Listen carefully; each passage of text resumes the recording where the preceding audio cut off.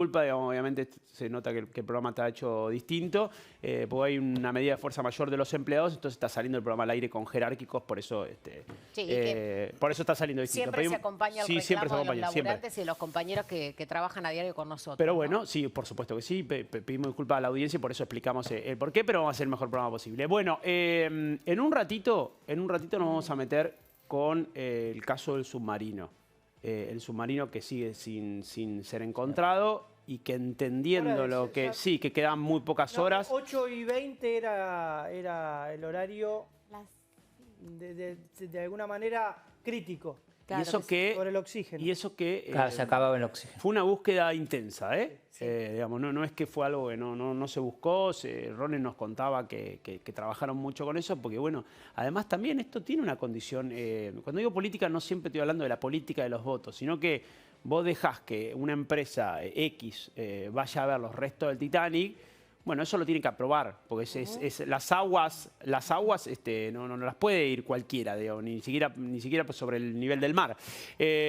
Así que nos vamos a meter con eso. Vamos a hablar con Fernando Morales, que es el perito que ya habló con nosotros y va a hablar una vez más respecto de lo del submarino. ¿Cómo te va, Fernando? Buen día. ¿Qué tal? Un gusto estar con ustedes. Buen día para todos. El gusto es nuestro. Bueno, ¿tenés novedades de último momento? ¿Sabés cómo y si se estuvo trabajando? Sí, mirá, la búsqueda obviamente se sigue buscando hasta que en los tiempos del SAR, el SAR es el operativo de búsqueda y rescate, que habitualmente se monta cuando hay una o varias vidas en riesgo en alta mar, hasta que las autoridades que dirigen el SAR, en este caso la Guardia Costera de los Estados Unidos, digan que ya no hay más posibilidades de sobrevida, aunque todo indica que ya no las hay, si bien legalmente y reglamentariamente corresponde agotar todas las posibilidades. Yo le decía recién a tu producción que no se olviden que estamos hablando de un artefacto naval que no está homologado, claro, ni que tiene ninguna certificación por ninguna autoridad marítima, simplemente porque hay un hueco ahí en la legislación internacional que va a tener que ser abordado a partir de esta tragedia. Pero, ¿sabes qué, Fernando? Pude ver imágenes más temprano de un youtuber que hizo el mismo viaje, no sé si las pudiste ver, el mismo viaje con el Ocean Gate. En México. Y curiosamente, en un momento de todo el relato, es largo el video, pero bueno, interesante, cuenta que tuvo una falla.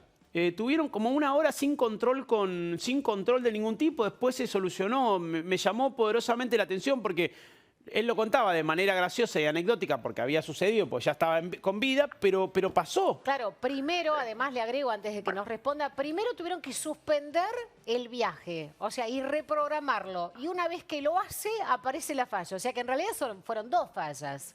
Bueno, yo les explico, a ver, para que nos pongamos en claro. Sí.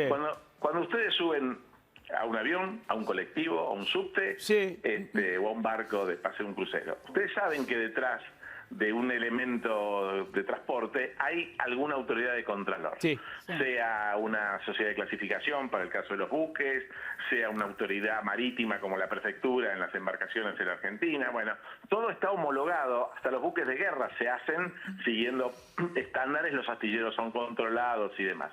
Porque pues, si no fuera así, no podrían tomar ningún puerto ni zarpar de ningún puerto porque se los impedirían las autoridades marítimas de cada estado. Esto, en cambio, es una cosa muy particular porque este artefacto naval sale subido arriba de un barco. Es decir, la autoridad marítima verifica que el barco que va a zarpar está en condiciones. Lo que lleva adentro es un objeto inanimado que hasta el momento no era objeto de control por ninguna autoridad. Como las expediciones estas se hacen en mar libre, es decir, fuera de las aguas jurisdiccionales de cualquier estado, hay un vacío legal, porque en el mar libre la gente hace lo que quiere, excepto traficar de esclavos, prostitución o tráfico de drogas, que son cosas que pueden ser punibles y perseguibles aún en alta mar. El resto es libre. Si ustedes ven los protocolos que les hacían firmar, los precontratos, por así decirlo, les hacían firmar, les decía claramente que este es un artefacto experimental y que los riesgos, la palabra muerte aparece reiteradamente te en quería el hacer una escrito. consulta respecto a eso. Sí. Porque ellos firmaron un consentimiento de que, digamos, de que liberan a la empresa Claro. de culpa, y en este caso, y dadas las condiciones, aparentemente no tendrían vida, o sea, es nula la posibilidad de encontrarlos con vida. Digo, Sí. ¿quién paga toda esta búsqueda? Porque no debe ser nada barato. Ahí, mira, me diste la mente, es lo que les iba a explicar ahora. Ahí va. ¿Por qué los estados tienen que tener, al margen de por resguardo de la vida humana y todo lo demás, Sí. por qué los estados tienen que tener injerencia? Porque la vida, el rescate, el SAR, la búsqueda y rescate, así se llama lo que están haciendo ahora, no es indemnizable bajo ninguna circunstancia. Es decir, todo el esfuerzo que la Guardia Costera de Estados Unidos, la prefectura o la Guardia Costera de Canadá, más todos los particulares que pueden ser convocados. Si vos vas con tu barco, si evidentemente va un barco de carga navegando por ahí y la Guardia Costera lo convoca, tiene que dejar su ruta habitual y abocarse a buscar a su marido sin pretender, el armador, es decir, el dueño del barco, pretender derecho a reclamo alguno, porque hay un principio marino de la ley del mar que dice que todo marino tiene la obligación de asistir en ayuda de, Claro, es una cuestión, entonces, perdón, acá, Fernando, en un punto termina siendo una cuestión humanitaria. Lo traslado a un andinista. Si vas a, no sé, escalar el Aconcagua, Sí, y lo se querés congela, se rescatar, pierde, lo querés rescatar. Lo vas a rescatar, en realidad es tu responsabilidad, vos te metiste solito en esa, pero bueno, hay cuestiones humanitarias que no se pueden soslayar, bueno, ¿no? por eso, claro, cuando vos te dicen que la moto uses casco, hay dos cosas. Una que te están cuidando y la otra que están tratando de minimizar el gasto que es curarte. Son Claro. dos cosas que van paralelas. Sí, pero fíjate que en nadie Estados va a Unidos, abandonar por a esta ejemplo, gente Fernando, no es mientras- obligatorio el uso de casco, porque la responsabilidad individual tiene otra mirada, ¿no? Y acá estamos hablando de Claro, otros pero países esta también gente fue involucrados. se metió sola y voluntariamente. Al Claro. margen de eso, si ver, tienen un vamos. problema, si están en peligro, es obligación de las autoridades. Todo el mar está bajo jurisdicción de algún estado. Por ejemplo, Argentina comparte el Atlántico Sur con Sudáfrica. Digamos, en la mitad de camino entre Argentina y Sudáfrica, hasta la mitad es jurisdicción argentina, aunque ya es mar libre, no tenemos jurisdicción política ni soberanía, pero si hay un problema en esa zona, tenemos la obligación de ir a asistirlos. Claro. Porque Ahora, así Bueno, lo- pará, así está sí, las vidas establecido estas puntualmente. internacionalmente. Ya El tema es que este tipo de expediciones, Eso. vos imagínate que los encuentran, están a 4.000 metros de profundidad, les quedan 5 horas de oxígeno y algo de que no se habla, y no se murieron de frío, porque si están sin energía, teóricamente no tienen el sistema de calefacción que la temperatura a 4.000 metros en el Atlántico, bueno, en cualquier parte del océano a 4.000 metros va a Bajo ser frío. cero. Sí. Pero de eso no se habla. Pero vamos a suponer que están vivos, les alcanza el oxígeno, bueno, y los encuentran, están ahí. ¿Cómo los traes? La empresa no tiene un plan de contingencia ni una nave de rescate diseñada para rescatar. Pero a la ese empresa no prototipo. tiene otro de estos Titán. Bueno, tiene otro Titán. ¿Por Está qué bien, no va tiene- con ese? Tiene 3. Este es el que más baja, pero suponete que el otro baja a la misma profundidad Sí. y llegas con el otro Titán. ¿Y Sí. qué haces? ¿Qué haces? Si No, se mira, puede No, reciclar está el bien, material. está bien, eso sería el segundo problema. Pero el primer problema, que es el más grave hoy, es que no los encuentran.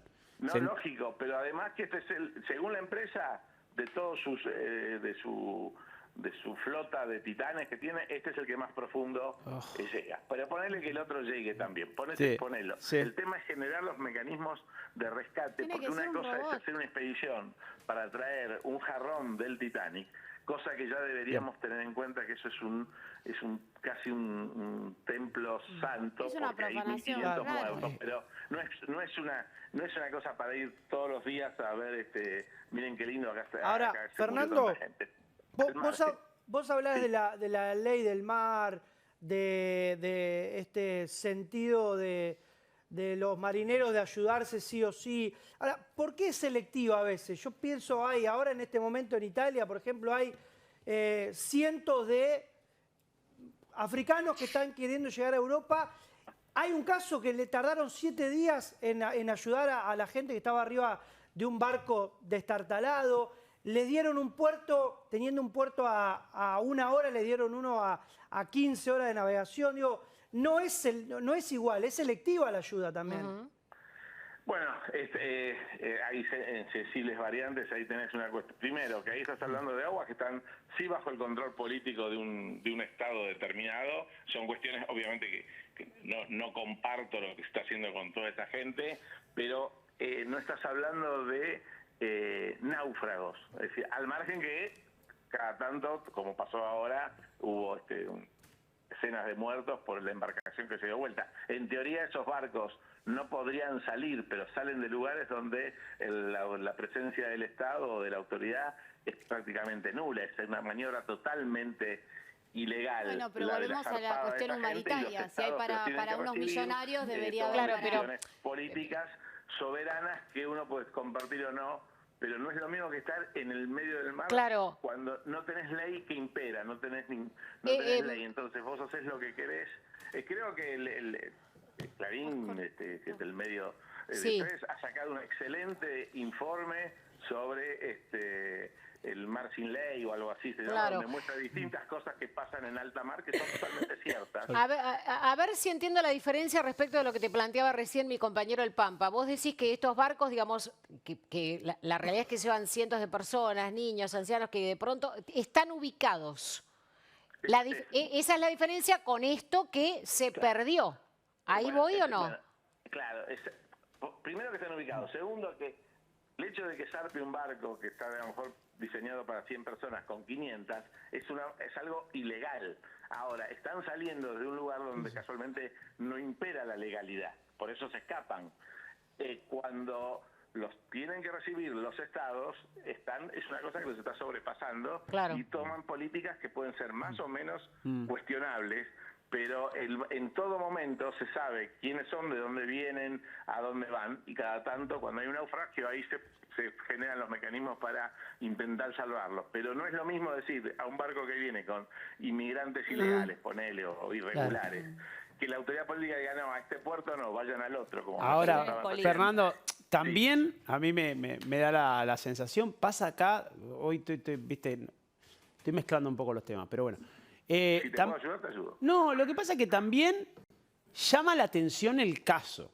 Es decir, está el Titanic en el medio. Son 5, 4 millonarios que se bajaron. Entonces, ¿te gusta el caso se hace atractivo, el caso está en los medios. Lo mismo pasa acá. Acá no tratan con la misma seriedad o con la misma rapidez los casos que son públicos que los que no. Bueno, de cualquier cosa. Entonces, esto está el Titanic, que se hundió. 4 personas más un tripulante que pagan $250.000. O sea, es una película. Bueno, claro, entonces, bueno, también tenés que... No podés dejar a 5 personas morir. Eso es lo atractivo porque es como la maldición del Titanic. Claro, ¿no? Bueno, o sea, los que... A ver. Lo que yo quiero... a ver si podemos fijar este concepto. Una embarcación que es irregular en cuanto al cumplimiento de normas legales, porque no hay estudios ni precedentes, ni se hacen en serie, ni hay un astillero atrás, y esto lo hizo la propia empresa. Protocolos de uso y de maniobra que los hizo la propia empresa. A mí, para manejar un buque mercante, la OMI, las Naciones Unidas me regulan lo que tengo que estudiar, lo que tengo que aprender, lo que tengo que hacer y hasta en qué momento ir a babor o a estribor. Está todo reglamentado para que no pase nada o pase lo menos posible. Acá no hay nada reglamentado, el reglamento es el que la empresa fijó. Dicen que, por ejemplo, si están 1 hora y media sin comunicaciones, quien comanda la embarcación tiene que emerger. ¿Por qué 1 hora y media y no 40 minutos o 2 horas? Porque la empresa lo dijo. Esta empresa, como muchas otras, como la famosa empresa que buscó al nuestro submarino de San Juan, normalmente alternan misiones científicas con misiones comerciales o actividades turísticas. ¿Por qué? Porque tienen que solventar de alguna manera lo que no les da ganancia, como es una expedición científica que no es todo lo lucrativa que podría uno suponer. Entonces empezaron con esto, con una cosa pseudocientífica, también han ido a otros lados a hacer avistajes o descubrimientos, pero después necesitan juntar en un viajecito $1 millón para poder pagar los gastos. Esa es la realidad de cómo opera. Sí, la realidad también es que estamos un poco condenando, ¿no?, a esta empresa, qué sé yo, y muchas veces... No es condenar, funciona así.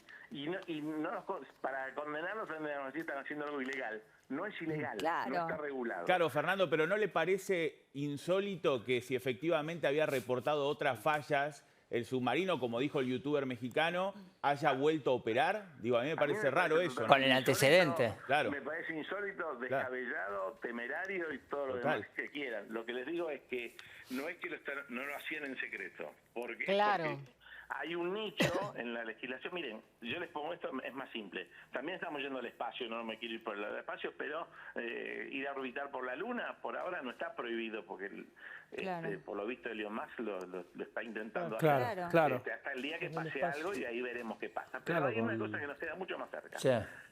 La Antártida durante años fue exclusivamente reservada a científicos y a personal civil y militar antártico entrenado para vivir en la Antártida y demás. Empezaron los cruceros. Digamos que empezaron los cruceros a navegar, son aguas restringidas, hay mucho hielo, hay ciertos riesgos, los buques que van no tienen casco, a lo mejor no todas las veces están preparados para un eventual choque con el hielo. Muy bien. Este año en nuestra Antártida, en las aguas antárticas, murieron 3 turistas porque los llevaron desde cruceros extranjeros, obviamente, a hacer expediciones para las cuales no estaban preparados. Uno se rompió la cabeza, se cayó al agua y se rompió la cabeza porque pegó con una roca. Otro se pegó con un parante del bote que lo llevaba y se murió. Y a otro pobre que se quedó arriba del barco se le cayó un vidrio porque una ola fuerte pegó en el buque que estaba preparado para ir al Caribe, no para la Antártida, y le rompió la cabeza. Es decir, vamos incursionando cada vez más con el afán turístico y demás, y la legislación o los cuidados o las prevenciones van siempre detrás de los acontecimientos. No, está muy bien ese punto, me parece, Fernando, que marcas. Ahora, me parece que cuando una actividad se abre, ¿no?, al turismo y tiene un fin, bueno, básicamente lucrativo, como esto que estás hablando de los cruceros en la Antártida, es una cosa. Ahora, porque acá lo que pasa es que se mezcla un poco el espíritu aventurero con el espíritu científico, ¿no? Y es otra cosa. Pensé que estos 5 tripulantes eran exploradores, que tenían clara conciencia del riesgo que estaban asumiendo. Entonces, es otra cosa. De ahí a que después se avance y se haga un viaje turístico. Y a lo que yo voy, exacto. O sea, yo lo estoy hablando ahora como un técnico. Sí, sí, se entiende. Toca algo que yo a veces digo, pero a ver, para manejar el bote salvavidas, salvavidas de un buque, tenés que hacer un curso. Y si no lo haces, no podés embarcar, porque se supone que todo tripulante de un barco tiene que saber operar un bote salvavidas porque le va la vida en esto. Entonces vos decís, y al señor que operaba el mini submarino ¿qué habilitación, qué autoridad le dio? La OMI le dio el ABC de cómo comportarse a 4.000 metros, y vos decís, no, la verdad que no. Entonces, desde el punto de vista técnico, dejándolo que sean millonarios o que sean 4 obreros marítimos que los llevaron para hacer un trabajo determinado, no importa el capital que tiene el que lo tripula. Esto va a marcar que de alguna manera hay que regularlo, no solo porque está en juego la vida humana. Los estados no pueden permitir que la gente, me voy a subir a cualquier y me voy a tirar a ver si me mato o no. Si vos lo anunciás, habrá una autoridad que te dice, no, viejo, esto no lo puede hacer, no se venga a matar acá porque me genera un problema. Por decírtelo de una manera grosera. Entonces, esto, que uno lo ve como vos ves la imagen que ustedes están pasando ahora, y te das cuenta es que este submarino necesita esa plataforma se sumerge a 18 metros, después que llega a 18 metros lo sueltan desde afuera, obviamente desde remotamente, ahí empieza a descender, están cerrados herméticamente y no pueden abrir la escotilla desde adentro, o sea que si están flotando hoy están en un sarcófago flotando porque no pueden salir. Yo te lo cuento así, rápido y bruto, y vos decís, qué barbaridad. Alguien tiene que hacer algo. Eso es lo que estimo yo, y todos estimamos, que va a empezar a pasar porque hay muchos emprendimientos de este tipo que normalmente salen bien, como normalmente cuando el National Geographic te filma al león a 20... se cortó. Fernando. Tuvo un accidente. Fernando, perdón, justo se te cortó. La vamos a seguir mañana, porque lamentablemente se acaba el tiempo en el submarino. Gracias de verdad por el conocimiento. Un gusto estar con ustedes. Muchas gracias. Realmente. Muchas gracias. Que sigan bien. Hasta